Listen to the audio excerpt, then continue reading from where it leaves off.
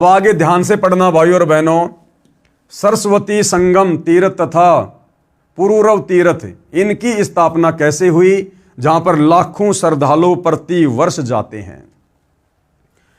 श्री ब्रह्मा पुराण page number 172 173 पर यह प्रमाणित बातें हैं। सतगुरु रामपाल जी ने अपने हाथ से अपने तरफ से एक भी मनमुखी बात, एक भी मनमुखी शब्द नहीं लिखा है।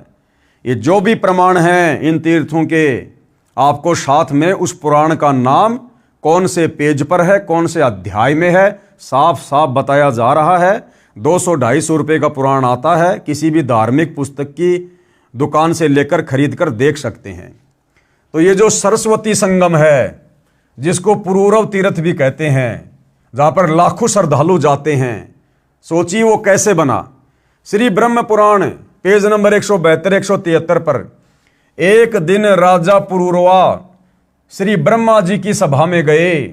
वहां ब्रह्मा जी की पुत्री सरस्वती को देखकर उससे मिलने की इच्छा व्यक्त की। ब्रह्मा जी की सभा में पृथ्वी लोक से राजा पुरूरवा गया और उसने वहां पर जब ब्रह्मा जी की बेटी सरस्वती को देखा जो अति सुंदर थी, तो राजा के मन में उससे मिलने की इच्छा जागृत हुई। सरस्वती ने हां कर दी, यानी राजा ने किसी नौकरानी के माध्यम से सरस्वती के पास में संदेशा भिजवाया। तो ब्रह्मा जी की बेटी सरस्वती ने और उस राजा के साथ मिलने की इच्छा मतलब स्वीकृति दे दी, यस कर दिया। और दोनों कहां मिले? सरस्वती नदी के किनारे पर सरस्वती तथा पुरूरवा ने अनेक वर्षों तक संभोग यानी सेक्स किया। ब्रह्मा जी की बेटी, जिस ब्रह्मा जी ने आप लोग कहते हो सृष्टि की रचना करी है, उस ब्रह्मा जी की बेटी सरस्वती यानी शारदा, जो वीणा वाणा बजाती है, स्कूलों में सुबह सुबह उसकी आरती करवाई जाती है, जय मां शारदे, जय मां शारदे, हे मां सरस्वती, हे मां सरस्वती। वह सरस्वती, वो शारदा है ये। और क्या किया उन्होंने? अपने पिता उस ब्रह्मा की आज्ञा के बिना चोरी छुपे उस राजा के साथ में ब्रह्मा जी की बेटी सरस्वती शारदा उस सरस्वती नदी के किनारे चली जाती है और हजारों वर्षों तक दोनों वहां पर शारीरिक संबंध बनाते हैं, सेक्स करते हैं। जिस प्रकार वर्तमान में लड़के और लड़कियां लिव इन रिलेशनशिप में रहते हैं, तो भैया ये परंपरा तो बहुत पहले से चली आ रही है, देवी देवताओं के समय से। सरस्वती नदी के तट पर सरस्वती तथा पुरूरवा ने अनेक वर्षों तक संभोग यानी सेक्स किया। एक दिन ब्रह्मा ने उनको विलास करते देख लिया। एक दिन ब्रह्मा जी ने अपनी बेटी सरस्वती को और उस राजा पुरूरवा को शारीरिक संबंध करते समय, सेक्स करते समय देख लिया, पकड़ लिया। अपनी बेटी को श्राप दे दिया। ब्रह्मा जी ने श्राप दे दिया सरस्वती को। क्या? वह नदी रूप में समा गई।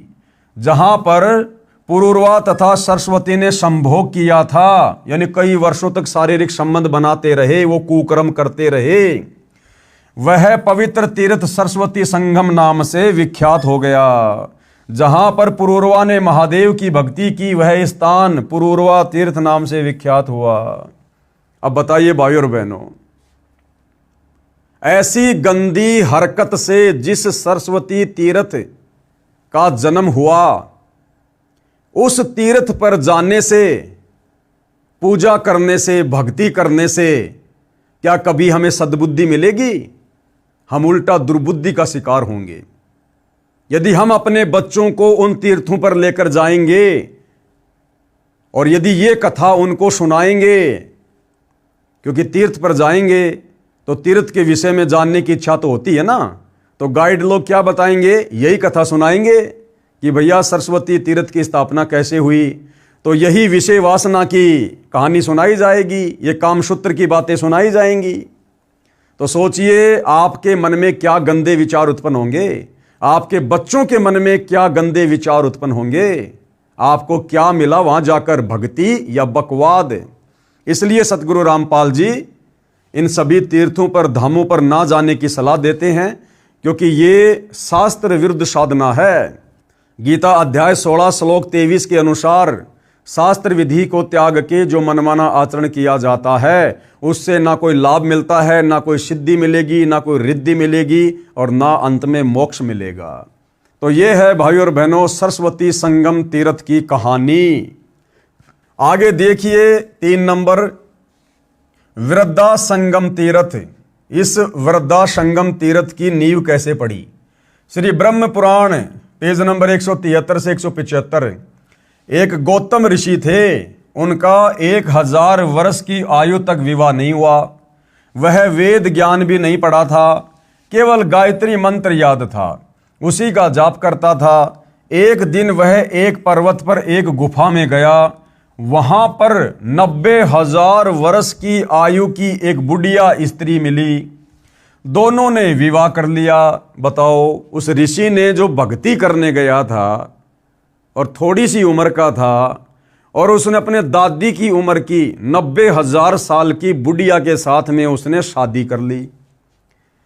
एक दिन वशिष्ठ ऋषि तथा वामदेव ऋषि वहां गुफा में अन्य ऋषियों के साथ आए। उन्होंने गौतम ऋषि का उपहास किया। कहा कि हे गौतम जी, ये बुढ़िया आपकी माँ है या आपकी दादी माँ है? उनके जाने के पश्चात दोनों बहुत दुखी हुए। अगस्त ऋषि की राय से गोदावरी नदी के गोमती तट पर गए और कठोर तपस्या करने लगे। उन्होंने भगवान शंकर और विष्णु का शतवन किया, यानी आराधना की, तथा पत्नी के लिए गंगा जी को भी खुश किया।